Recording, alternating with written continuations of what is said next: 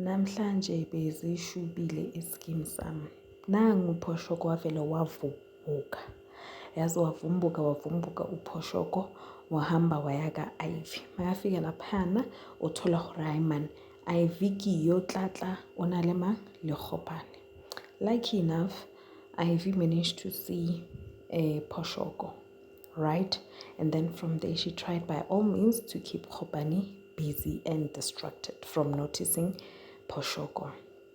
But then manje behavior yaga Ivy yenza ukuthi manje uKgopane abe nani ne-curiosity.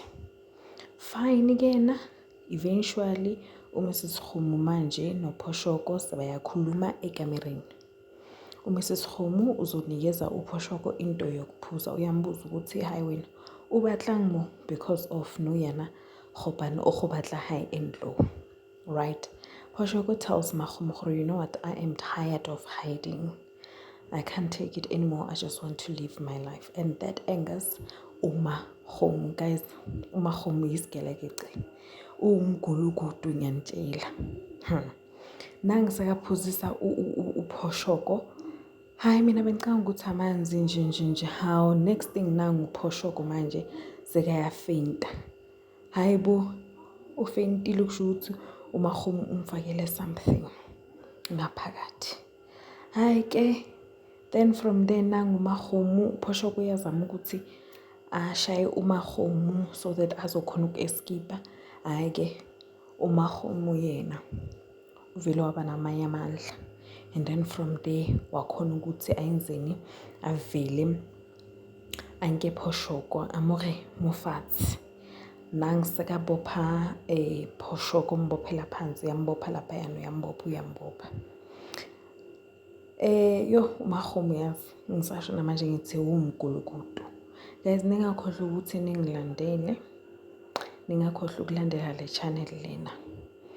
Okay kena makaloku busy ngoPhoshoko uKgopane uyakokota ngale. uKgopane uyakokota. uMakgomo manje usekatshela uPhoshoko ukuthi kumele uthule because of Kgopane uzokubulala manga uthola. Then from there hayi ke uMakgomo uzohamba ayekuphi ayohlangana noKgopane for i-counseling session.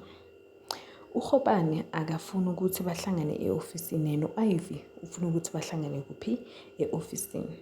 uKgopane utshela u-Ivy ukuthi mina angeke ngize e-ofisini sizobamba ama-counseling session wethu khona la kwakho ilapho mina ngifila comfortable khona. Yo guys hayi uKgopane shame. Ubona Kgopane ke morulela huthi it's not even fun. Okay fine ke baloku bayacoca. But then Kgopane uyambona ukuthi hayi man mara Makgomo different, you know. Okay uPex nangikhuluma nentombi yakhe ukhuluma nomntana kaBabeli. Bayakhuluma uPex uyezwa isound efani. Maqeda ukuzwa isound efani uyahamba uyobheka ukuthi hayi man le sound le efani isukaphi iyaphi kwenzakalani. Hayi ke nangu uyahamba uPexini uyongena lapho isound iphuma khona.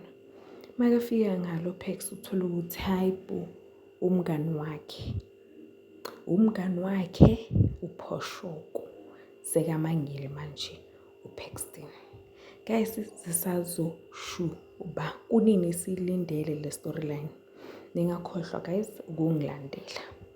Ngiyabuya second half nezalo.